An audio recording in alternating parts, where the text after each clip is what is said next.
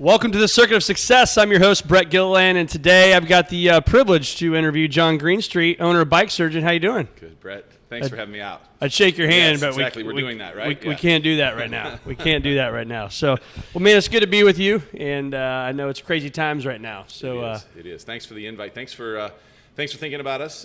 We're actually a little busy this go around, which is different than what we were anticipating, but great to see folks getting out, getting riding. So I know I was here a few weeks ago getting some bikes worked on, and there was a line around the building. It was incredible. There are different times where we're asking folks to wait outside. We're doing all kinds of things different.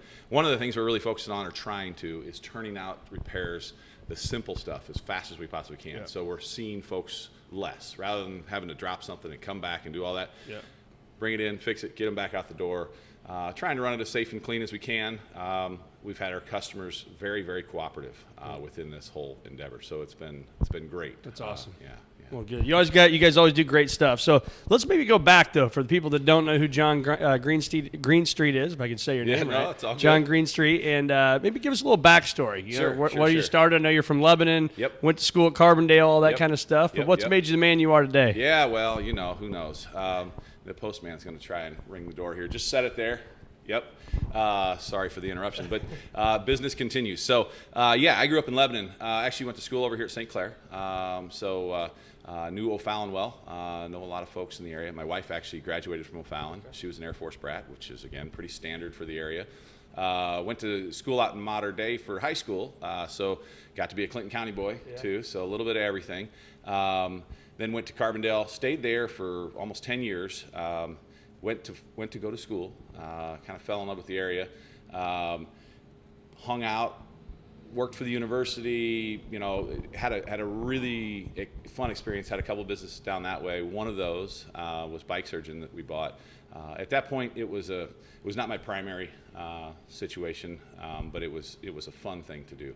Of course, when you buy a fun toy business, then you end up not riding a whole lot. So I rode pretty regularly before I bought the shop, and then it seems as though that has dwindled a fair amount. The same thing, though, is true if you love what you're doing. It's not work. So I still love playing with bikes, love working on bikes, love riding bikes when I get the chance. So we had the opportunity when we had some life-changing events when the economy crashed. One of the businesses I was involved with changed pretty dramatically. It was a marketing or advertising agency, and as you know, businesses can stop spending money on advertising pretty quickly when they need to save some money. So in 2008, we saw that significantly diminish. Sales were 40% of what we had projected. So stepped away from that. We're looking for other opportunities. Worked for somebody else for a brief period of time, which was one of the few times in my life that I did that. That was fun. And Learned a lot. Yeah, exactly, right? What you didn't want to do. Yeah, right. So then the opportunity, because we'd looked at this in late 2007, we'd looked at coming up to O'Fallon. The real estate was the biggest holdup. It was just too expensive because a bike shop is a real tight margin, but we need a lot of space. So we looked at a number of different places. One of those was it was over $35 a foot, which at that time was pretty typical. I was here in the area. We came back to that same space a year later, and it was in the low 20s before negotiation, and we got it to where, we could maybe afford this with the right level of negotiation.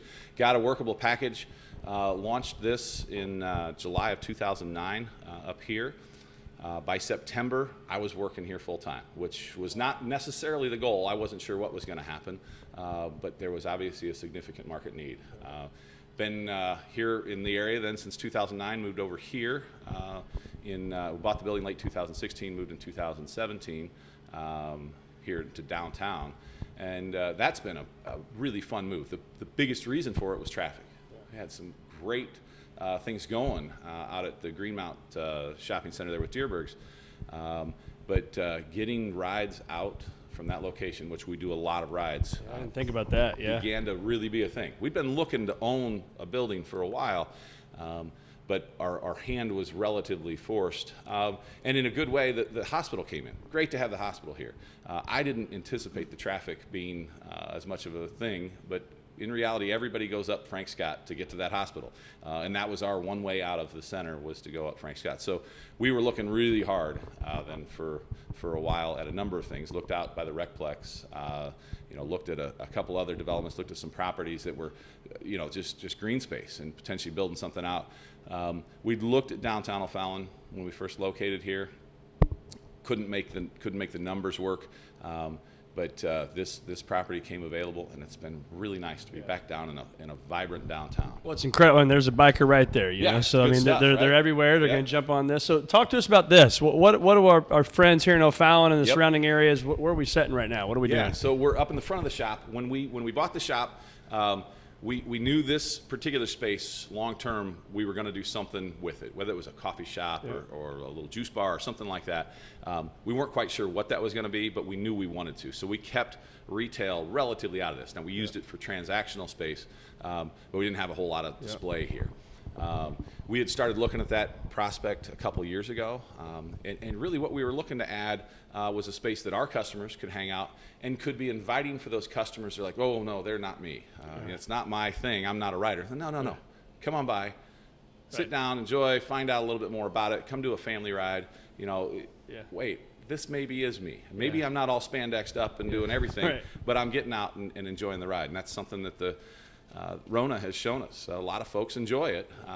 They just didn't necessarily have the time to devote to it. Now they have a little bit of time. So we wanted a social space, a space where folks could spend a little more time at the shop, because that's part of what we do. But a lot of customers don't realize that it's okay just to come by and hang out and say hi. Maybe not in today's current situation, but hopefully soon again. So we started working a couple years ago on this, thinking that it would be a pretty simple project. Of course, everything that's simple doesn't end up happening that way most of the time. This one required some zoning changes, which we worked with the city on closely to get that all squared away. Added a couple new bathrooms that are behind the wall here. Not necessarily relevant, but at the same time needed because of the zoning change. And that took a little more investment, a little more time. So 2 years later, it wasn't a 2-year project, but this last winter we were able to take on the project. I got the funds together and got everything rolling. And we were 4 days from opening when we heard that the governor was shutting things down, which is okay, because I'd rather have been in that situation than relying on it. So we put the brakes on a little bit and slowed down progress. We've got a few little things left to do. The biggest one is wait for the blessing to go back at it and get at it. But the hope is we'll have a liquor license, have some drinks, have some light food offerings. When we did the zoning changes, we got clearance to do some outdoor dining. That's awesome. So over the next year or two, we'll add that in. So I may even come here and have a drink, even if I don't want to be a biker, right? I mean, it's you're possible. That person, that's definitely what we're looking for. We're not necessarily going to change hours out of the gate, but we're here till 7 every night. We open at 10. Have an additional venue for folks here in town to come by and socialize and have some fun.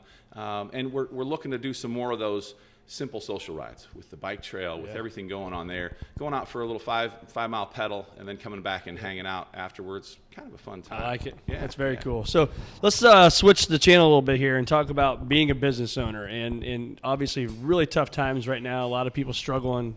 We've talked about it numerous times, but what are you learning through all this as a business owner right now? Obviously you got to adapt, you got to change, but what's your biggest learning so far? Man, it's coming at us hard. We were in the same boat that everyone was as we were rolling into this, making changes, making modifications to how we were operating, because we saw the concerns that were out there. And then we started hearing the rumor mill that the state was going to be shut down. And so we started getting concerned and looking at what we were going to do if we were forced to shut down. How would we operate, or would we operate? What would that look like? As the announcement came along, that was a long day because nobody knew which way was up. I was getting calls from all kinds of friends who were also involved in businesses. And so it was a very concerning time. We got really lucky. That bike shops were considered essential to the transportation side of things. So a stroke of luck that just, man, I can't underplay that. That said, now we're an essential worker, and so we've got to make all the changes so we stay open, but we keep everybody safe. We've been able to do just that. But I think one of the things that is most apparent is, as Americans, as business owners, we all realize things change, and they change constantly. That's the only constant in life, is change. We're able to accommodate those things. We were able to run along through as this was evolving, and we have a daily meeting. It's a 5-minute quick, what we call our powwow. So we just know what's going on, and then we do a weekly meeting. During those, most of the conversations were about what's happening, what can we do better, how can we engage the customer in a safer way. And there's 100 different ways to do it. We're real lucky that we've got some huge, essentially our walls roll up, big garage doors. So we're opening those up, letting the air blow through. All the medical professionals that are our customers that have come through. Perfect. You're almost outside. You almost couldn't be closer to outside. And so, making those little tweaks and changes that make it safe for us, because we've got to be here, and make it safe for our customers was key. But it was amazing how fluid that was to happen. If we allow it to happen, we evolved. We made it safe, made it successful, and hopefully here very soon, a lot of the other businesses here downtown are presented with the same opportunity. That has been a tricky one. That opportunity being taken away, that's concerning.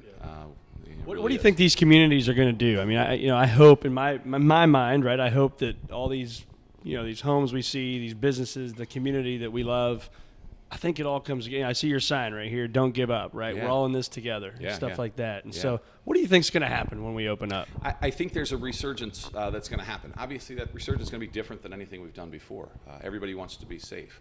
If talked to some of the folks that have still been able to maintain some level of openness, and ourselves included, and the support has been pretty phenomenal. That said, we've got to kind of get the spurs back into it so that the economy doesn't falter a whole lot, both locally, regionally, nationally. There's a lot of work to be done to make that happen, but I think it's a reality. I think there is a rather pent-up excitement about getting back some level of normalcy. Obviously, there is some differences that'll have to be the case, but they're just those. We're going to adjust. We're going to tweak, and we're going to run forward, and I think there's going to be something really positive from it. You follow the little Facebook stuff. There's everybody. There's the whole range of folks on that. But seeing some of the conversations just yesterday, they were happening organically. There was a customer, I guess he previously lived in Germany. He was talking about downtown dining. That evolved into some conversations at the city level that are now evolving into hopefully some outdoor dining that will allow our restaurants to come online a little quicker. But also those conversations had an impact on other businesses, because they're going, man, if I'm back on and my parking's all gone, how does that work? And the conversations happened quick. There was an evolution that was dramatically faster than sometimes a bureaucracy happens, and some great things came from it. So yeah. And I think I would consider small towns, right? We're not a major city here in O'Fallon. These small towns, I think it's going to be incredible what's going to happen and the support that's going to come out, and I'm looking forward to that back there. Coming out there with the family, hopefully do some dining outside. It's top secret. Don't tell anybody. We won't. Yes, we won't. Yeah, Nobody exactly. listens anyway, right? Yeah, yes. Whatever. Right. Right. Yeah. No, but some outdoor dining will be huge, and it could be something that. We've talked about this as the district, this district thing that we're doing, our downtown area, the downtown district, that we want to have more event stuff, simple stuff. Yeah. Putting on a huge event, it's a lot of work. Yeah. It takes a lot of volunteers, takes a lot of time. But doing some of these simple things, a little bit easier to do. If we had a way to do this in a more simple fashion, maybe it's a once-a-month thing ongoing. For obviously this might be something that happens every day for a good long while. Yeah. But maybe it's something as we evolve forward that is very easy then to say, okay, every weekend on Saturday night we're going to do this, or maybe it's every first Friday or something like that. I like it. So talk to us. Let's go back to what you said about those, what'd you call them, powwows? Yeah. So if I'm a business owner, if I'm listening to this right now, obviously there's all different types of things that you can do, right, as leaders of businesses. But to get your team on board, to build your culture, to have the place that people want to work, talk to us about those powwows. You said you do them daily, 5 minutes, also a weekly meeting. Yeah. What advice do you have for business owners for those types of meetings? Make them valuable. Listen to what you're hearing. We've left those very open. I'll drive it some days. Other folks will drive it some days. The core issues are what we're addressing. It allows us to be reactionary, which is sometimes not good, but stuff happens and you've got to react. But it also allows us to be very proactive because we're anticipating things that are upcoming that maybe we're not all seeing. Whether that's the new product that just came out online that I missed, but one of the kids that was on Facebook last night saw, or it was the guys are here. It's time. The new guy didn't get the memo either, but no, it's it allows for a lot of positive conversation, and our meetings are a little more conversational in tone. There are the key points. The daily powwows is looking at what's on the work order schedule, what trucks are showing up with what inventory, what has to happen. But then we've got the more simple things of it's some customer's birthday. When they come through, make sure you say something. Or I saw this last night, this conversation's happening, or I won the race yesterday, and it's like, oh, great. And Dan was with me. Okay, when Dan comes through, tell him, good job kind of thing. But extremely valuable. The powwows are relatively new because we realized the daily stuff, especially as we got real busy here, sometimes was hard because you got a guy who's turning wrench and that's his job. He doesn't know that there's a truck showing up and he's going to need to have we're going to have some help there. The weekly or something we've been doing for going on 7-8 years now, and it wasn't demanded, but it was very much asked for by the staff. They're like, hey, can we get together on a regular? And we're like, I don't know, maybe like once a month. And who knows? Let's try. We shoved it in Monday mornings, which Mondays typically suck. Everybody's here at 8:30. We chat for a half hour, 45 minutes, maybe an hour. Go over the day, go over what's upcoming for the week, go over some new products, go over that kind of stuff, and BS. Find out how the weekend went for everybody. But it allows that very strong team feel. Yeah, I think, and we talked about this earlier, for small business owners, right? I've had to let all these people go, and as a small business owner, right, they're your family. Yeah. And we're terrible at letting people go. Yeah. Right? And so thankfully, Visionary Wealth Advisors, we haven't had to let anybody go during all this, but we're not good at it. But I think those types of things that you just talked about, if I'm spending time with you every day, every week, right? You're talking about your family, their family, what we got to do at work. I mean, it just builds a culture that I think so many people got to, especially going forward, if they're not doing that as business owners, steal this idea and run with it. Well, if you're not, how can you ask somebody to come back? I've heard a lot of my peers I've been talking with who had to lay off because they're closed and they can't do anything else, are going, my people don't really want to come back. They're scared. They're making good money on unemployment because we're talking about part-time people that aren't making a ton of money. And how do you motivate them to come back? What do? You can't throw more dollars at them because you're broke too. Right. And so, part of that is the culture. And I spend more time with these folks awake than I do with anybody else. I spend more time with my wife, but we're asleep half that time, so it doesn't count. But so it is very much a family thing. Now it is business too, but the reality is that culture allows you to do some pretty amazing, great things. People will push really hard when they feel valued and they know what the impact is. And then if you get to that point that you do have to make cuts, it can be a conversation with everything. Right. Here's where it's at. This is what it looks like. This is where we're at. That one is not fun. That's a no good conversation, but it's going to happen. It's going to happen. That's right. So what do you do to stay a student of the game? I mean, obviously there's things probably changing daily. There's technology changing daily. I mean, it's probably, in 2008 or whatever it was, 7 when you got in the business, it's been a dramatic change in the biking world. So what do you do? It's that's an interesting one. You research a lot of stuff. You've got a lot of industry folks. You've got all those things going on. But then just in general, retail. Retail's different than it was. That's true. 5 years ago even. And so there's an evolution. You look at what other folks are doing. You're trying things out. Some of those open, frank conversations with customers that we used to not ever have. We used to be like, oh yeah, we'll get you the best deal we can. Let's make it happen. Are now, you know what? I can't beat that price. There's no way I can be profitable and beat that price. I can't even be unprofitable and beat that price. How about you do this and we'll do this and well, that makes sense. And you put the cards on the table so everybody knows what's happening, rather than what it used to be a few years ago, which is, there's this curtain. Now, there's still the curtain. Stuff happened behind the curtain, but there is a little more openness and transparency that then customers come to you and go, hey, I saw this new thing. What do you think? I haven't heard anything about that. Where'd you see that? Oh, I follow this German website that cool. Yeah, right. And so, some open conversation helps new things come through. Nobody's perfect at it though, and everybody's constantly pushing themselves. This is way different. Last thing I wanted to ever do was own a restaurant. I've said that my whole life. Right. I worked, part of my thing with the university was helping small businesses. Man, restaurant ownership is a challenge. Yeah.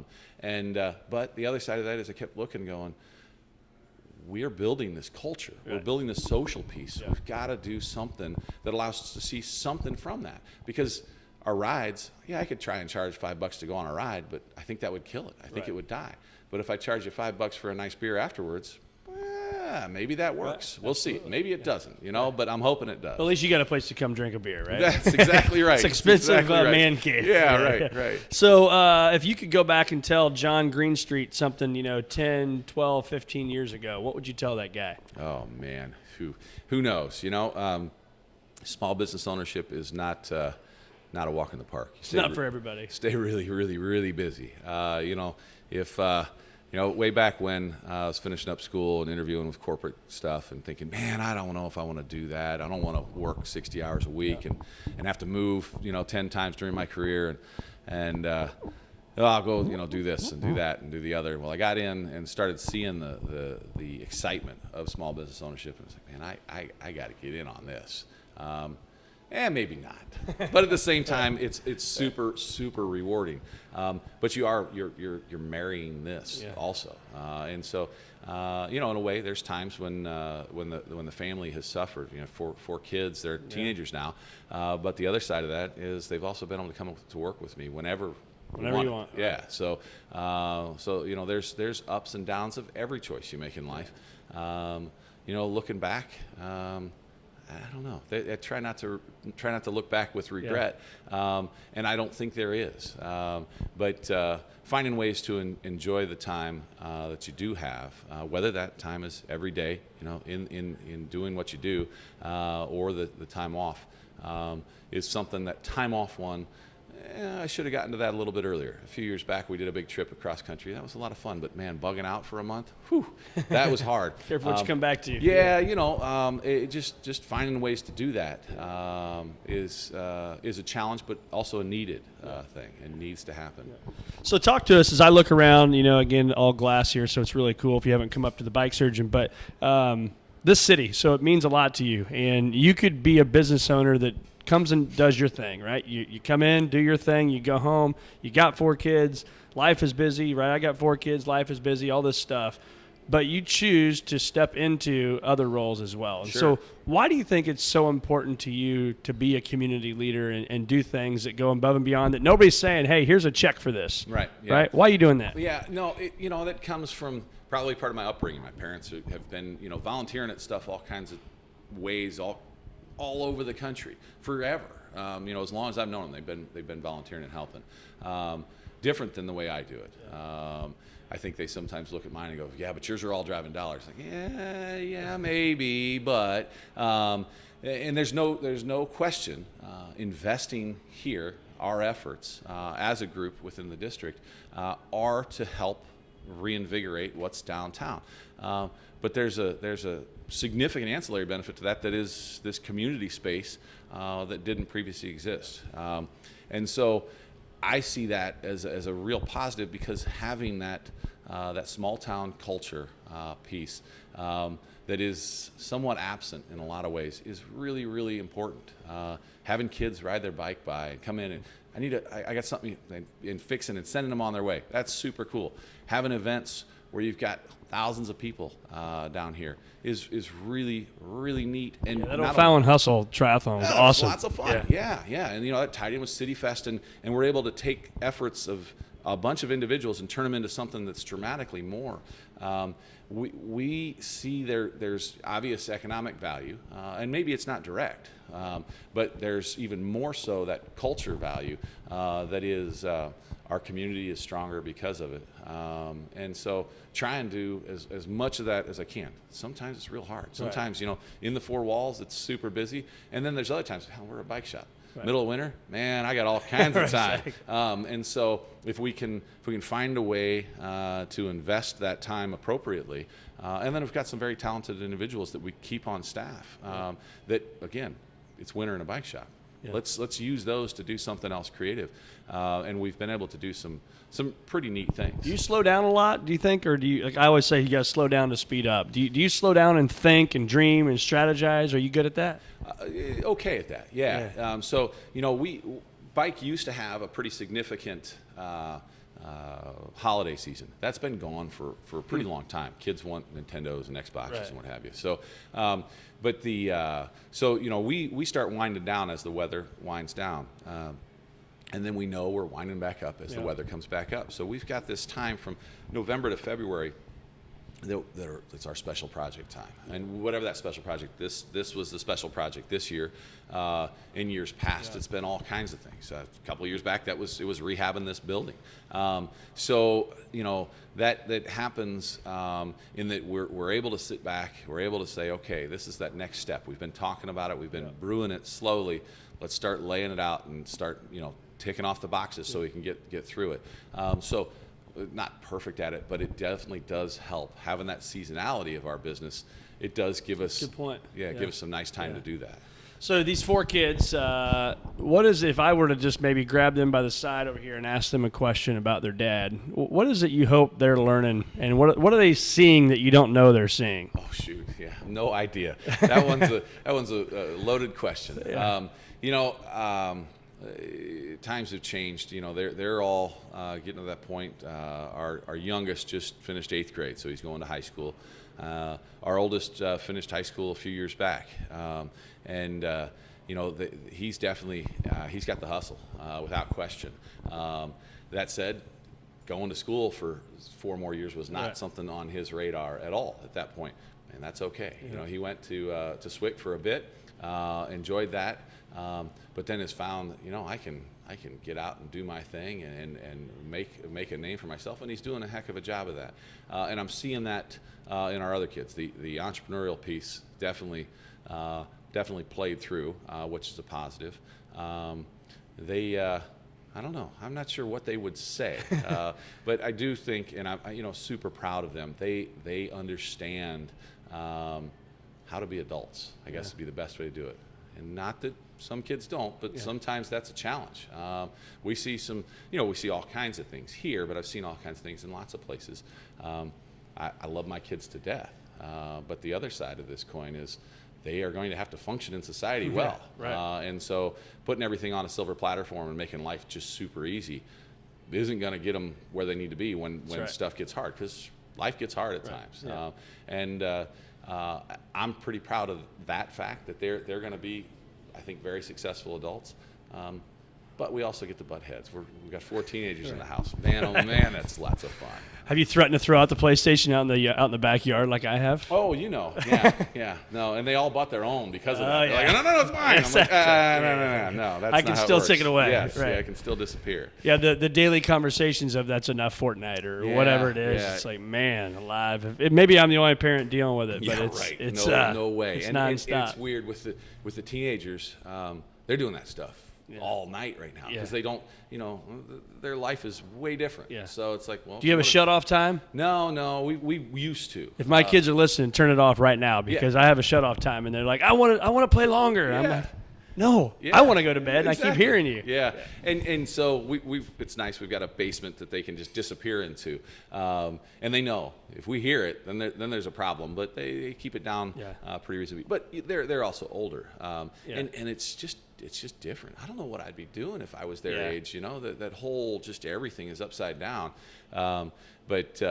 It's interesting. We've been lucky in that we have this. They realize and have since they were young. They can get on a bike, go places, do things, and have some of that fun.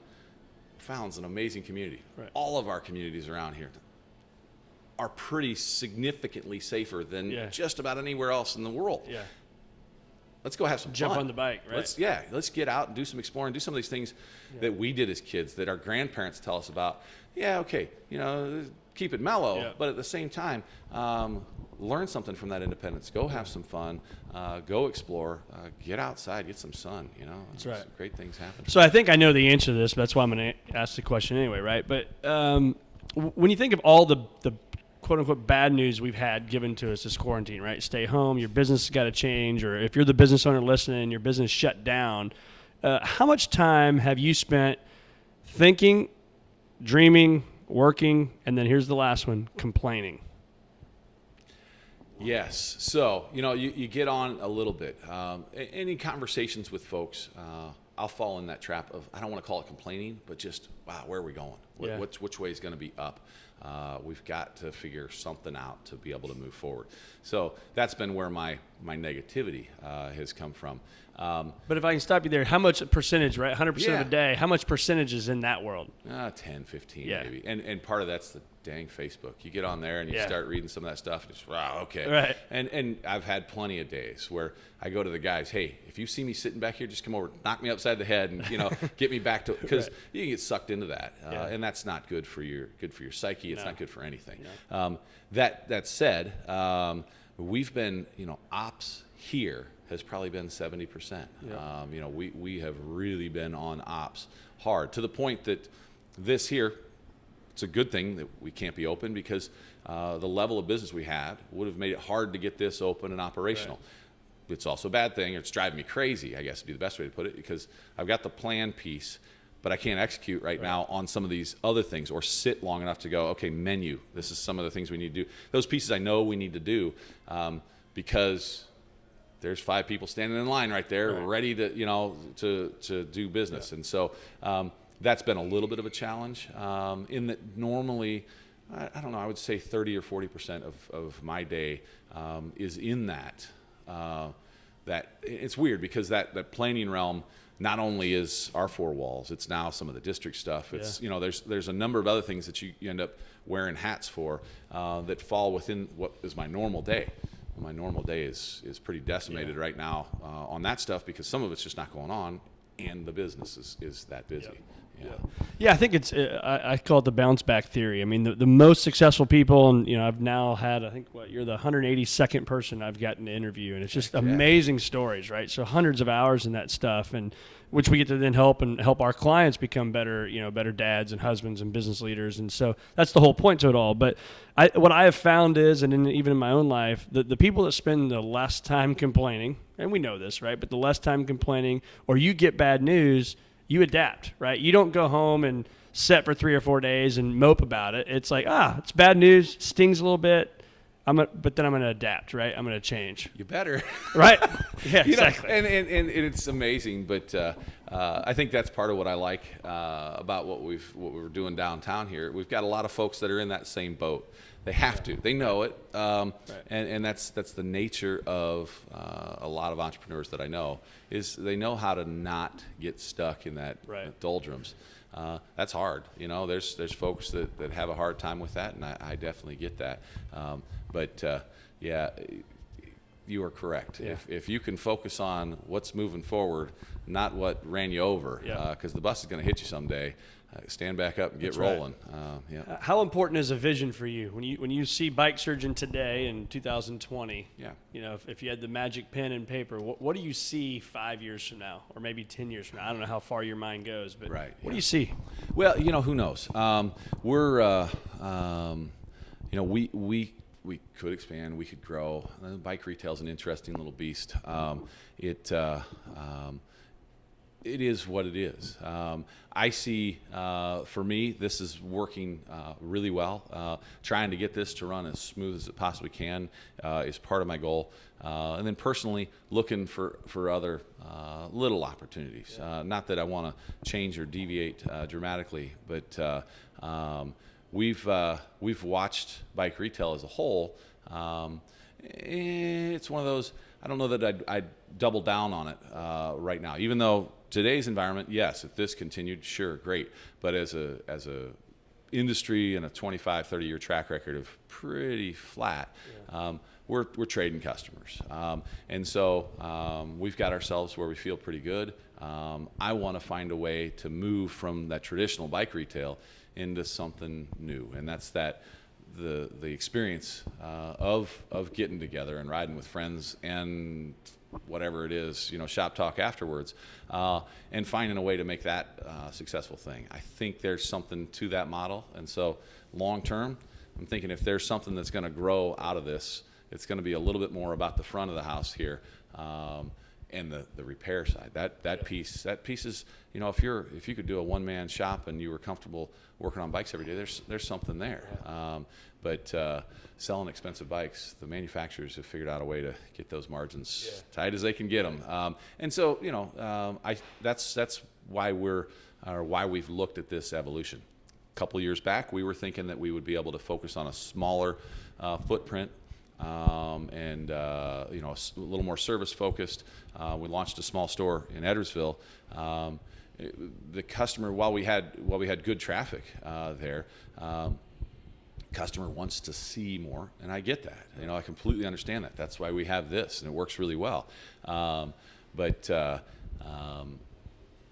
expansion, I don't know. We've got it seems like 10 times a year, a relatively serious ask from someone with property or knows someone or wants something over in St. Louis. So come on across the river. It's like, there's a bunch of great shops over there. Right. I can go over there and we can smash heads with them, and we might be able to make some money, but that's a whole lot of work. And so looking for this maybe new model, a little bit new way to do it. So, I like it. So if our listeners want to learn more about you or learn more about Bike Surgeon, where do they do that? Yeah. So, Facebook is where it's at for us. I'm old, so I don't do the Instagrams or that. But, and to be honest, we've laid off of it a little bit here recently, just because there's not as much need to fly the flag and push, because we can't do events. Well, it's busy, but we can't do events. We don't want to jam more people in here. But that's typically where we do a lot of our communication. Obviously, you got the website, bikesurgeon.com, all of those kind of things. But we tend to stay pretty engaged with our customers through the social side of things. And they come by and check it out. You got the guys in Spanish. I obviously don't fit that role real well. But we've got a huge piece of our clientele that's that. And great folks, great guys. Everybody's a little bit, man, that guy's in a Superman costume. I can't talk to him. Nah, bullshit. They're really nice folks. The other piece of that is now we're seeing more and more folks that, given we've just got the trail here in town, that's huge. Yep. But the way Rona's treating it, we've got a ton of people that are in I'm going to go out for a fun ride with my family. Yep. And we do that really well too. We've done a 4th of July ride for the past few years. That's been a few hundred folks go out and go for a quick little pedal around town and get back together afterwards and have some fun. We've got a number of other those kind of fun events. So come on down, check it out, have some fun. Well, thanks so much for being here, man. And I know let's do that. The handshake there, what you're doing, not only for families, and I come up here all the time. Even my son, my 10-year-old, reminded me today. He's like, take my bike to get the tire fixed. Right, so killing 2 birds with 1 stone here today. But just appreciate what you're doing for the city of O'Fallon and all the surrounding communities, man. Thank you very much. Great having you. Very good time.